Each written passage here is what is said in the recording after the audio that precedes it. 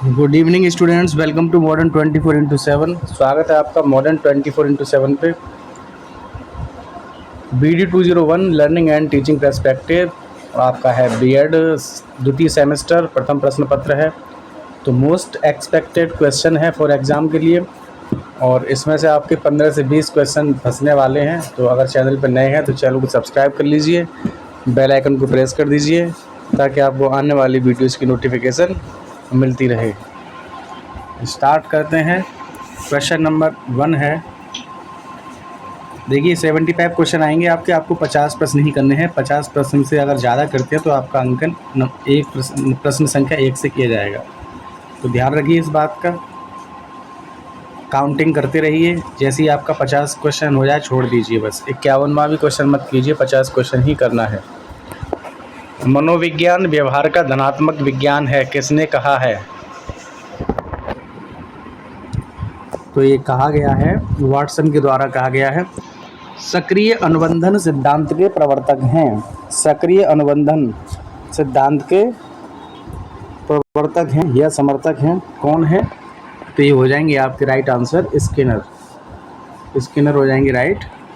Next question है, Pavlov ने प्रसिद्ध अनुकूलित अनुक्रिया अनुबंधन का प्रयोग किस पर किया था? तो अनुकूलित अनुक्रिया अनुबंधन का प्रयोग पावलोव ने किया था कुत्ते पर। मनोविज्ञान मानव एवं पशु व्यवहार का विज्ञान है, यह कथन है किसका? तो यह कथन है मॉर्गन का। मनोविज्ञान का शाब्दिक अर्थ है मन का विज्ञान। और अगर आपसे पूछा जाए आधुनिक मनोविज्ञान संबंधित है किससे? आधुनिक मनोविज्ञान की अगर बात की जाए तो ये आएगा व्यवहार का विज्ञान, व्यवहार का विज्ञान, ठीक है। और अगर शाब्दिक अर्थ पूछा जाए तो हो जाएगा मन का विज्ञान। शिक्षा क्या है?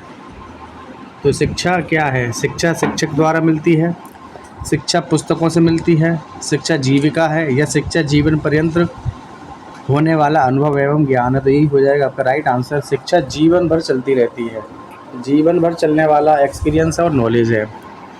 नेक्स्ट क्वेश्चन है, जिन बालकों की बुद्धि लब्धि 70 से कम होती है उन्हें मंद बुद्धि बालक कहते हैं। जिन बालकों की बुद्धि लब्धि 70 से कम होती है उन्हें मंद बुद्धि बालक कहते हैं। तो किसने कहा है? ये कहा है, किसके अनुसार है ये? तो ये है क्रो एवं क्रो के अनुसार। नेक्स्ट क्वेश्चन है, बुद्धि का त्रिआयामी सिद्धांत किसने दिया? राइट आंसर हो जाएगा आपका गिलफोर्ड। बुद्धि का त्रिआयामी सिद्धांत दिया था गिलफोर्ड के द्वारा। और द्विकारक सिद्धांत दिया था स्पीयरमैन ने, और एक कारक दिया था आपका एक जे स्पीयरमैन हो जाएंगे आपके द्विकारक। और एक कारक, बुद्धि का एक कारक दिया था साइमन बिने। किसने दिया था? साइमन बिने, ठीक है। स्पीयरमैन द्विकारक और एक कारक साइमन बिने। और त्रिआयामी किसने दिया था? त्रिआयामी दिया था गिलफोर्ड ने, त्रिआयामी सिद्धांत। सामूहिक शाब्दिक बुद्धि परीक्षण का उदाहरण है। सामूहिक शाब्दिक बुद्धि परीक्षण का उदाहरण हो जाएगा आपका आर्मी अल्फा टेस्ट। थॉर्नडाइक के अनुसार बुद्धि कितने प्रकार की है? तो थॉर्नडाइक के अनुसार बुद्धि है 3 प्रकार की। बुद्धि के द्विखंड सिद्धांत में जी कारक किस योग्यता का प्रतीक है? देखिए जी कारक होता है सामान्य योग्यता का। 2 कारक होते हैं, एक होता है जी कारक, एक होता है जी फैक्टर और एक होता है एस फैक्टर। जी होता है जनरल यानी सामान्य, और एस होता है स्पेशल या विशिष्ट। बुद्धि लब्धि का सूत्र है तो MA/CA गुणा 100, ये हो जाएगा राइट आंसर। MA/CA गुणा 100, ये हो जाएगा आपका राइट आंसर। नेक्स्ट क्वेश्चन है, 91 से 91 से 110 के बीच बुद्धि लब्धि कैसी होती है? तो सामान्य बुद्धि लब्धि होती है। और प्रतिभाशाली की पूछा जाए तो 120 से ज़्यादा इसकी होती है, प्रतिभाशाली होते हैं। बुद्धि लब्धि IQ का प्रत्यय किसने दिया? तो टर्मन ने दिया था। बुद्धि लब्धि या IQ प्रत्यय दिया था टर्मन ने। प्रतिदर्श सिद्धांत का प्रतिपादन किसने किया था? प्रतिदर्श सिद्धांत का प्रतिपादन किया था थॉमसन ने। भारतवर्ष में प्रथम बुद्धि परीक्षण की रचना किसने की थी? तो ये की थी C.H. राइस के द्वारा। कौन सा कारण अधिगम को प्रभावित करता है? तो प्रेरणा यानी मोटिवेशन, एनवायरनमेंट, वातावरण, संवेगात्मक दशा, इमोशनल कंडीशन। तो ये सारे ही अधिगम को प्रभावित करने वाले कारण हैं। अधिगम के प्रयास एवं त्रुटि सिद्धांत का प्रतिपादन किसने किया? तो राइट आंसर हो जाएगा थॉर्नडाइक। अधिगम एक सार्वभौमिक प्रक्रिया होती है। यह किशोरों में अधिक होती है, बालिकाओं में विद्यमान होती है, या सभी प्राणियों में पाई जाती है, या केवल शिक्षकों द्वारा प्रदत्त होती है? तो ये हो जाएगा राइट आंसर ऑप्शन सा, सभी प्राणियों में पाई जाती है। प्रेरणा के स्रोत हैं आवश्यकताएं, चालक एवं प्रेरक, या उद्दीपन। तो उपरोक्त सभी हो जाएंगे राइट आंसर। अंतर्दृष्टि या सूझ का सिद्धांत के जनक कौन है? तो कोहलर हो जाएंगे राइट आंसर। सूझ के सिद्धांत को किसने जन्म दिया? सूझ के सिद्धांत को जन्म दिया गेस्टाल्टवादियों ने, और कोहलर भी गेस्टाल्टवादी ही हैं। शैक्षिक पिछड़ेपन के कारणों का पता लगाने के लिए प्रयोग किया जाता है निदानात्मक परीक्षण। हम करके सीखते हैं, कौन कहते हैं? तो डॉक्टर रमेश कहते हैं हम करके सीखते हैं। टर्मन के अनुसार प्रतिभाशाली बालक की बुद्धि लब्धि कितने से अधिक होती है? तो ये होती है 140 से अधिक। अधिगम की प्रयास एवं त्रुटि विधि का प्रतिपादन किसने किया था? अधिगम की प्रयास एवं त्रुटि, भूल एवं गलती, मतलब प्रयास और त्रुटि, प्रयास एवं त्रुटि विधि का प्रतिपादन किया था थॉर्नडाइक ने। राइट आंसर हो जाएंगे थॉर्नडाइक। स्टैनफोर्ड बिने स्केल का विकास किस देश में किया गया था? तो ये किया गया था अमेरिका में। सीखने के क्रिया प्रसूत सिद्धांत का प्रतिपादन किसने किया? क्रिया प्रसूत सिद्धांत, राइट आंसर हो जाएगा स्किनर। I.P. पावलोव ने सीखने के किस सिद्धांत का प्रतिपादन किया? तो क्लासिकल अनुबंधन, इसको बोलते हैं शास्त्रीय अनुबंधन भी बोलते हैं इसे, ठीक है, शास्त्रीय अनुबंधन भी बोलते हैं। थॉर्नडाइक ने प्रयास एवं भूल के अपने अध्ययन किस पर किए थे? थॉर्नडाइक ने किए थे बिल्ली पर किए थे, ठीक है। थॉर्नडाइक ने बिल्ली पर किए थे और चूहे पर स्किनर ने किए थे। चूहे पर किए थे स्किनर ने, और जो बंदर तो नहीं, बनमानुस पे सुल्ताना नाम का बनमानुस था। नाम क्या था? सुल्ताना बनमानुस था ये। कोहलर ने किया था इस पर प्रयोग, ठीक है। कोहलर ने। स्किनर के नैमित्तिक अनुबंधन को और किस नाम से जानते हैं? तो जो क्रिया प्रसूत अनुबंधन है ना स्किनर का, उसको नैमित्तिक अनुबंधन के नाम से भी जानते हैं। बहुबुद्धिवाद से संबंधित है तो हार्वर्ड गार्डनर साहब बहुबुद्धिवाद से संबंधित है। थर्स्टन ने बुद्धि को कितनी योग्यताओं का पुंज कहा है? तो 8 योग्यताओं का पुंज कहा है। सृजनात्मकता के लिए किस प्रकार के चिंतन की आवश्यकता होती है? तो अपसरण चिंतन की आवश्यकता होती है। एक अपसारी चिंतन होता है और एक अभिसारी चिंतन होता है।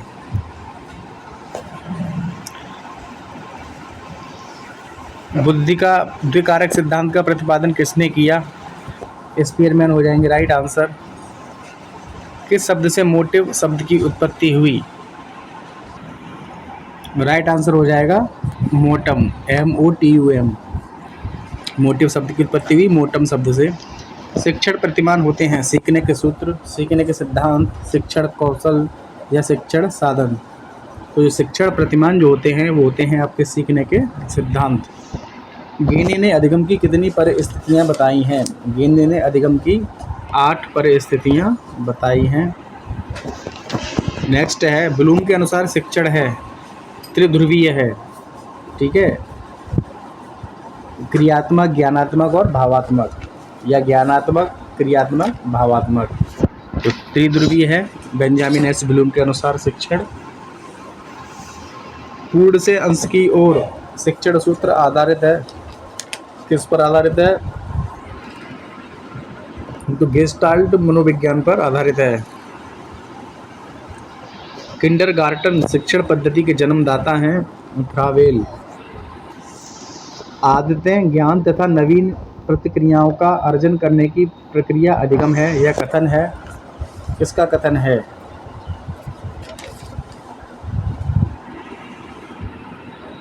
राइट आंसर हो जाएगा आपका क्रो एवं क्रो का कथन है ये। अधिगम व्यवहार में उत्तरोत्तर अनुकूलन की एक प्रक्रिया है, यह कथन है स्किनर का कथन है ये। किसका कथन है? स्किनर का कथन है।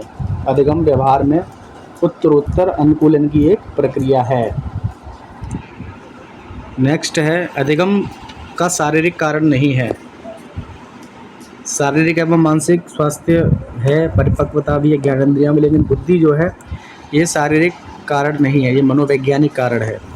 शिक्षा एक द्विध्रुवीय प्रक्रिया है, यह कहा है एडम्स ने कहा है।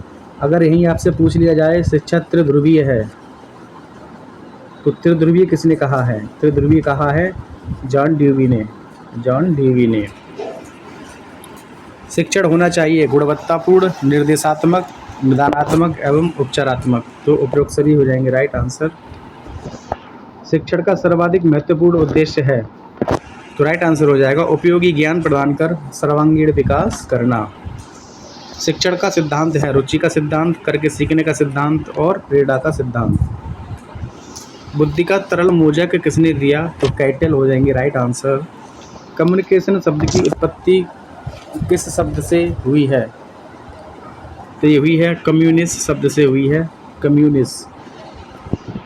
कक्षा संप्रेषण में ध्यान देने योग्य मुख्य बिंदु हैं व्यक्तिगत विभिन्नताएं, समसामयिक घटना या भौतिक वातावरण। तो व्यक्तिगत विभिन्नताएं बहुत ही ज़्यादा ध्यान देने योग्य मुख्य बिंदु है, व्यक्तिगत विभिन्नताएं, क्योंकि विभिन्न प्रकार के बच्चे कक्षा में मिलते हैं विभिन्न विभिन्नताओं के साथ, जैसे कि धर्म जाति वगैरह सब विभिन्न प्रकार के हर टाइप के माहौल के स्टूडेंट्स रहते हैं, बच्चे रहते हैं। ठीक है, तो व्यक्तिगत विभिन्नताएं जो है राइट आंसर हो जाएगा। संप्रेषण अर्थों का एक पुल है जिसमें कहने, सुनने तथा समझने की व्यवस्थित तथा सतत प्रक्रिया रहती है। परिभाषा दी है, किसने दी है ये परिभाषा?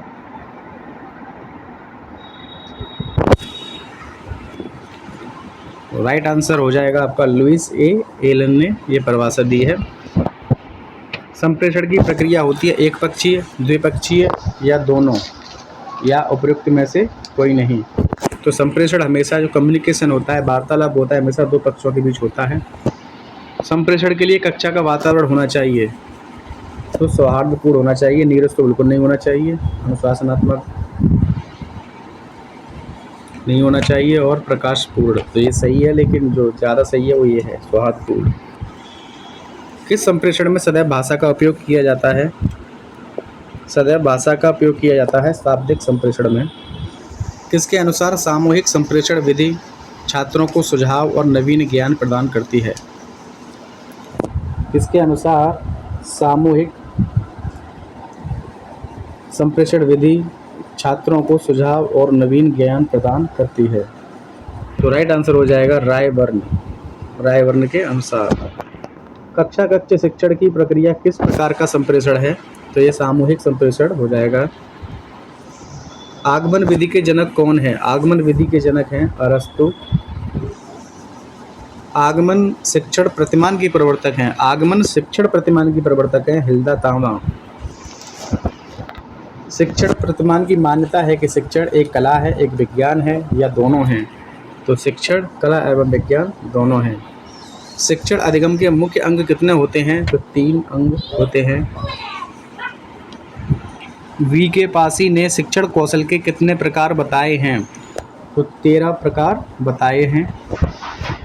रिचर्ड सचमैन ने किस शिक्षण प्रतिमान का विकास किया? तो कक्षा प्रशिक्षण या पूछताछ प्रशिक्षण। रिचर्ड सचमैन हो जाएंगे, प्रतिमान का विकास उन्होंने ही किया था। प्रशिक्षण कक्षा प्रतिमान के कितने घटक हैं? तो 4 घटक हो जाएंगे। अग्रिम व्यवस्थापक प्रतिमान के सृजन करता है, तो डेविड आसवेल हो जाएंगे राइट आंसर। पश्चिमी देशों में मनोविज्ञान की प्रयोगशाला किसने स्थापित की थी? तो वुल्ट ने करी थी, ये आपका 1879 में। प्रभावी अधिगम प्रतिमान की प्रवर्तक हैं बेंजामिन एस ब्लूम। नेक्स्ट है भाटिया बैटरी में कुल कितने उपपरीक्षण हैं? तो 5 उपपरीक्षण हैं भाटिया बैटरी में। प्रथम मनोवैज्ञानिक प्रयोगशाला की स्थापना कब की गई थी? तो ये तो इसमें थोड़ा गलत हो गया है, ये यहाँ पर करेक्ट कर लीजिए। 1879 होगा यहाँ, ठीक है। बुंट के द्वारा की गई थी। 120 बुद्धि लब्धि वाला बालक किस श्रेणी में आता है? 120 वाला बालक आएगा प्रतिभाशाली बालक। राज्यों के नियमों का उल्लंघन करने वाले बालक कहलाते हैं कठोर समस्यात्मक बालक। शिक्षा मनोविज्ञान का प्रारंभ किसके समय से माना जाता है? तो प्लेटो के समय से माना जाता है शिक्षा मनोविज्ञान का प्रारंभ। बुद्धि के द्विखंड सिद्धांत में एस कारक किस योग्यता का द्योतक है? तो विशिष्ट योग्यता का द्योतक है। बुद्धि के समूह कारक सिद्धांत के समर्थक थे? तो थर्स्टन हो जाएंगे राइट आंसर। बुद्धि के द्विखंड सिद्धांत में कारक निहित होते हैं कितने? तो 2 कारक होते हैं, एक जी फैक्टर होता है, एक एस फैक्टर होता है। एक सामान्य है और एक विशिष्ट है। एस फॉर विशिष्ट, जी फॉर सामान्य। अधिगम की प्रयत्न और भूल विधि का निम्न में से किसने पहले प्रयोग किया? तो इसका आपको आंसर कमेंट करके बताना है,